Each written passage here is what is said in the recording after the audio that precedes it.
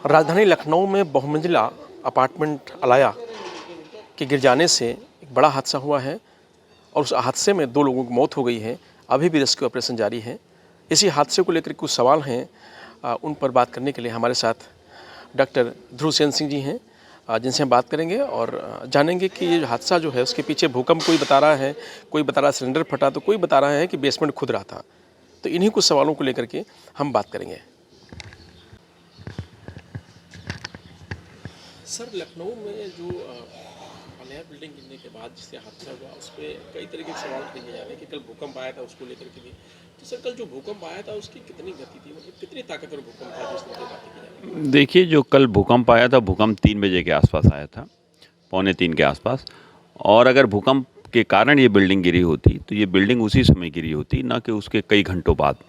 तो ये बिल्डिंग किसी भी तरीके से भूकंप से नहीं संबंधित है।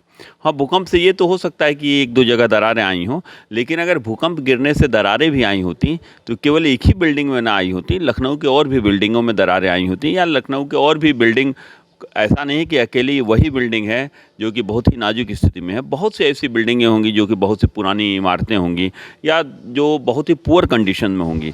इसका मतलब यह है कि इस बिल्डिंग के गिरने का भूकंप से कुछ भी लेना देना नहीं है। उस बिल्डिंग की वर्तमान परिस्थितियाँ और उस बिल्डिंग में हो रहे जो भी कुछ होंगे, वही सब जिम्मेदार हैं उस बिल्डिंग के गिरने के लिए।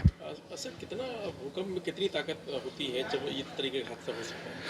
देखिए, भूकंप में इतनी ताकत तो होती ही है। आपको भी पता है कि भूकंप जहाँ पे भी आता है वहाँ पे बहुत सी बिल्डिंगें गिरती हैं। मैं यही बार बार कह रहा हूँ कि भूकंप के कारण अगर गिरी होती तो एक ही बिल्डिंग नहीं गिरती, बहुत सी बिल्डिंगें गिरती। और भूकंप के कारण अगर दरारें भी आई होती तो एक ही बिल्डिंग में ना आती, बहुत से मकानों में दरारें आई होती।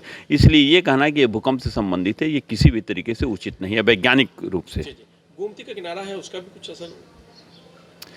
गोमती के किनारे का भी अगर असर पड़ता तो वो भी एक ही बिल्डिंग पे नहीं पड़ता। गोमती इतना पक्षपात नहीं करेगी कि एक बिल्डिंग को गिरा देगी और बाकी सारी बिल्डिंगों को सुरक्षित रखेगी।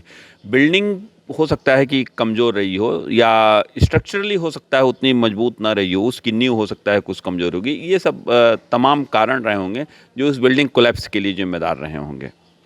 तो ये थे डॉक्टर ध्रुव सेन सिंह जी, जिन्होंने बताया कि जो बिल्डिंग गिरी है उसके पीछे भूकंप नहीं, उसका कुछ और कारण है, या स्ट्रक्चर उसका कमज़ोर हो या वहाँ पर कुछ और बात हो। ना गोमती का किनारे का असर है और ना ही भूकंप का। अगर भूकंप का और गोमती का असर होता तो एक ही बिल्डिंग पर नहीं होता, और भी तमाम सारी बिल्डिंगें वहाँ आसपास हैं, उन पर भी उसका असर दिखाई देता। मैं रजनीश यादव, प्रभात खबर, लखनऊ।